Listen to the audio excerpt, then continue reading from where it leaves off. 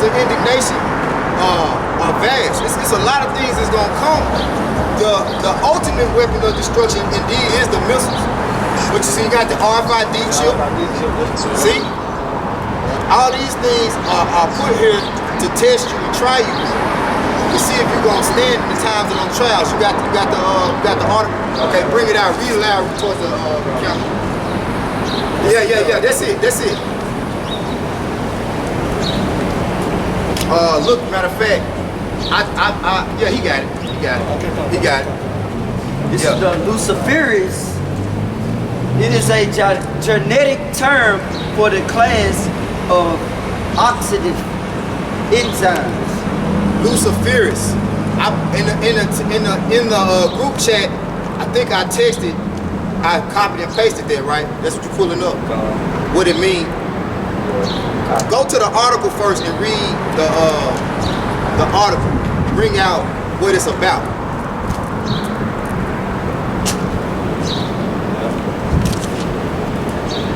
We watching Rumline video. He was speaking about the Luciferis. The Luciferis.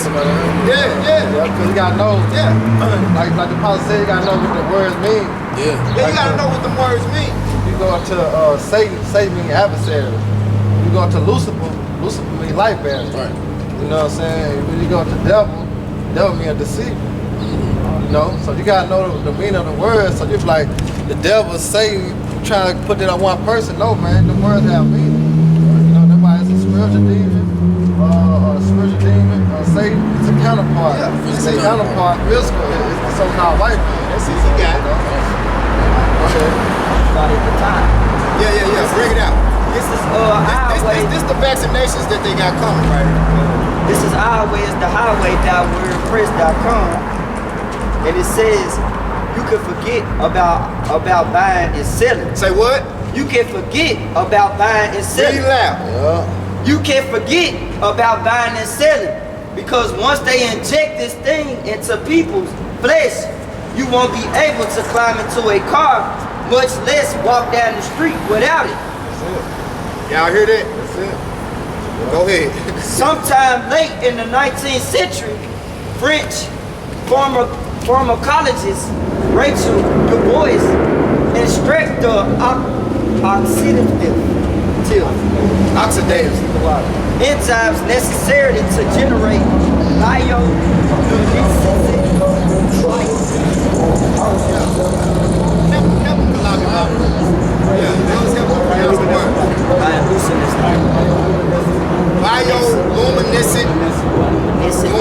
light.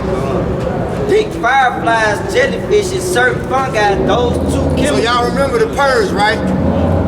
Y'all remember when they put the contacts in their eyes and they lit up? Go ahead. And they could see their every move, everything they was doing. Go ahead. There's certain fungi, those two chemicals are Luciferian. Though they what? Luciferian. Luciferian. Go ahead. And Lucifer's Lucifer's. names, of which he personally coined. They're derived from the. So who established this? Who established this? Let's go back to the source of it. Who established this? What's his name? And what's his nationality? French. Who are the French? Edomites. The wicked. You see who set up to destroy you? Who conquered America? French, Spaniards, British. The same MFers who have been destroying you your whole life are still destroying you to this day. See, slavery was just the low level of their wickedness. They're on a whole new level, man. They're able to kill you without you knowing. You see? That's why I say Babylon don't know when I was just reading. Go ahead, bro. Names of which he personally coined, they're derived from its Latin counterpart, Lucifer. So that's what it's come from. That's what it come from, which means light bearers, right? Illuminati. Another way to say Lucifer is Illuminati, which means light bearers, bearers of the light. Okay. Now you can drop that. You don't gotta go no further into it. Now I go to the what you had the definition, right? It's the Luciferis definition. is a genetic term for the class of oxidative enzymes that produce bioluminescence and is usually distinguished from a photoprotein. The name was first used by Raphael Du Bois, who invented the words Luciferin and Luciferis for the substrate and enzymes, respectively. Both words are derived from the Latin word Lucifer, meaning light bringer. Light bringer, man. Illuminati, man. These are the wicked, the Illuminati, at least the Edomites, man. All right. These people are who the Lord has set up to be the hammer of the earth. Okay. But his main whore, America, is being broken down. But it's really the work of his hands. But the Most High has sealed his thoughts to do his work.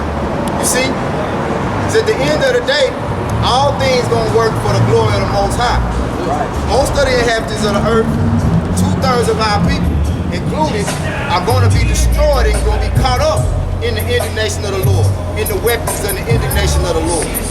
See? That's good. Y'all got it, bro. Just bring that back up on the Proverbs.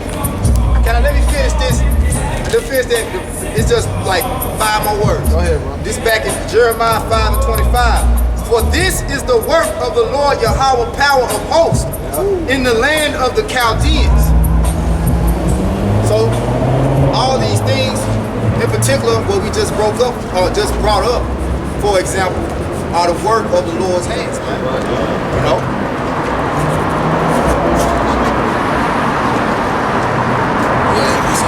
Got it out. That was all I had. Yeah, that was it. Just to back you up, this Proverbs 16 and 4. The Lord Yahweh have made all things for himself. Yea, even the wicked for the day of evil. Yeah. And see, our only mercy that we have is knowing our position. You know? Because if the Lord don't open your eyes up, being a so-called Negro, Latino, Native American, all right, that you are Israel, so you're able to come out of this place that's destined for destruction, then he hasn't granted you mercy. You know, ultimately, the Lord is not saving everybody from these times that's coming. You know, the fact that you brothers out here, that's like when Noah had the ark. You know, the only ones got saved was pretty much his family. Okay, so the Lord is only going to save a small number in this day. This is the second death. That was the first death. This is the second death.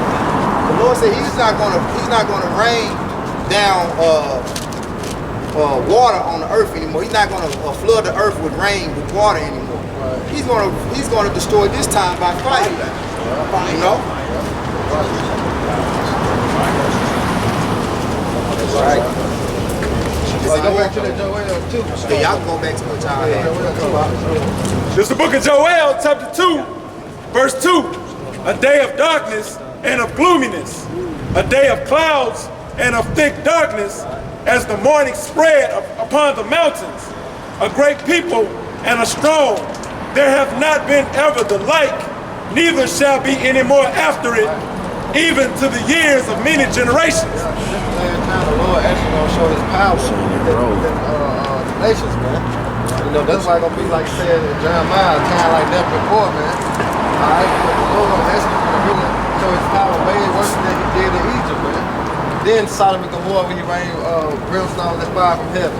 This time right here, what the Lord finna come with, it's gonna be worse than any time ever, man. That's right. You know? Go ahead, Doc. Verse 3, a fire devoureth before them. Right. Go ahead. This is flying on missiles. And behind them a flame burning. See, right here.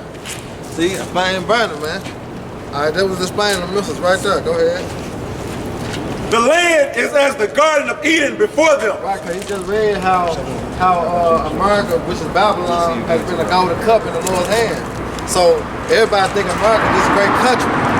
Alright, this big old great country that everybody free, everybody can do whatever they want to do. You know, that's why they try to make their best to come over here so they can live freedom. You know? Go ahead. and behind them a desolate wilderness. How America become a desolate wilderness? But the missiles hit. Missiles. If you got 200 plus million missiles gonna hit America, man. That's right. So it gonna leave America no root, no branch, man. So when you take a root out of anything, well, it can't grow no more. It's to leave a hole, man. All right, so that's what the Lord gonna do to America, man. That's why I said before, it was all glamorous and all looking good, but behind them, after the missiles hit, guess what? It was a desert. It's a desolate wilderness, man. It was nothing. You can't see from where Memphis was to where Chicago was, man. All right, go ahead. Yea, and nothing shall escape them. Yeah, and nothing can escape them missiles, man. Only person gonna escape them missiles is the elect, man. Right. Them only people gonna escape them missiles. Why? Because the Lord gonna beam them up in them chariots, man. Right. Which is the UFO, which they IFO, because they identified through the scriptures through the man of the Lord, man. Right. Bible Shah can brother get that in Revelation, 200,000 times a thousand. Because, you know, we back up everything we say with scriptures. So brothers don't think that we just out here making up numbers when we say 200 million missiles are going to hit America. That number is in the scriptures. You know? You got it. Go ahead, Zah. This is Revelation 9 and 16. And the number of the army of the horsemen were 200,000. Horsemen. We just read in Jeremiah 50 and 25, all right, the army, the Lord has opened up his army. Right. All things belong to the Most High. See, when you think spiritual, you understand it ain't nothing outside of the Lord's reach. Everything that's ever been created, even if it was seemingly like it came from a man, the thoughts came from the Most High to develop whatever has been built on earth, man. And then it goes down and breaks down the horsemen. Okay, let them go. It says, and I heard the number of them, and thus I saw the horses in the vision, and them that sat on them having breastplates of fire, and of jacinth, and brimstone, and the heads of the horses were as the heads of lions. Yeah. And out of their mouths issued fire and smoke and brimstone. The horse represent what? Power. That's the power that you got on the tip of the So that's John on the island of Patmos trying to describe what he saw in this time. So you gotta understand that technology wasn't invented yet. Cool. So he's describing it by the things that he's seen in his time, the best of his ability. Right. But we know what those weapons are today because we see them now. You see, he didn't see missiles back then. Go ahead, bro. It says, by these three was the third part of men killed by fire and by the smoke and by the brimstone, which issued out of their mouths. For their power was in their mouth and in their tails. For their tails were like unto serpents and had heads, So and with when them the they missile do was hurt. shot, it got it's got that tail behind it, that smoke trail behind it. So he said he saw a tail that was like what? It's like a serpent. Like a serpent, you know? So that's clear. You know, if you got any type of mind to, what's the word, extrapolate today, Exactly, yeah. you know that that's a visual. a visual, yeah. You know? Visualize. That's why the Bible is so hard to break down without the Holy Spirit. That's it. You know? Go ahead, bro. That was it. That but was yeah, it. You had the precept. Go ahead, Al. This is the book of Ecclesiasticus, better known as Sirach, chapter 10, verse 4. The power of the earth is in the hand of the Lord, Yahweh Shem Yahushua. And in due time, he will set over it one that is profitable. Yep, that's what we're coming to. Because our Lord coming back, that's what he's going to set up. The Lord Yahushua, man. That's the one that's profitable. All right, because that's how you know the kingdom of heaven going to be ran in righteousness, man. All right, because our Lord, man. Right now, this world is ran in wickedness, man. Which is coming from the so-called white man, Esau Edom. You know, but the Lord finna come back and put them back in chains, all right, where they belong, and we coming up. That's right. You know, that's why I said Esau is the end of the world, meaning the age, and Jacob is the beginning that follows it. Like Christianity teach a whole different twist on the doctrine of so-called kingdom of heaven, man. Which kingdom of heaven is gonna be what? On earth, man. Yeah. Alright, and it's gonna be ran, starting with the house shop big brother, like King David, 12, man. Alright, 144,000, the elect, 1/3. the nation of Israel, man. That's how it's gonna be ran, man. So right now, we standing out here, man. You see kings and priests right now, man. All right, they're gonna be ruling in the kingdom of heaven, man. Until they is. You know? You got it though. Back in that scripture, Revelation 9 and 16, y'all heard the number 200,000. Now you take 200,000 and multiply it times 1,000. 200 million. They give you 200 million. That's right. Now just imagine it. You can't even run from a raindrop. You're talking about 200 million. You got $200 million. That's a lot of money.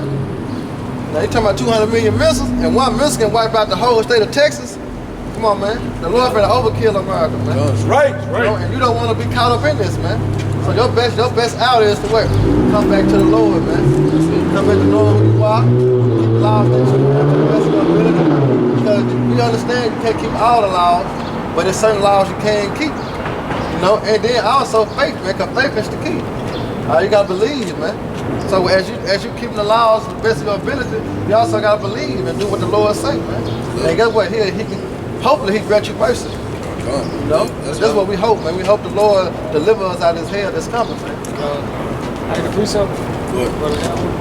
You go ahead, I gotta jump back to the Joel. Go ahead. Like, go ahead, This is Isaiah 34 and 5. For my sword should be bathed in heaven. Behold, it should come down upon Idumea. Yeah, I get that joint again you had, because they got the sky on there. Yeah, see, that's what we're talking about. Alright? Bathed in heaven means the atmosphere, man. Alright, because there's waters up there. So the missiles, just like, because you're going into your head, they're going to explain how when the missiles shoot up, it's like a man climbing the wall. They climb the wall going straight up. Then it leap. Oh.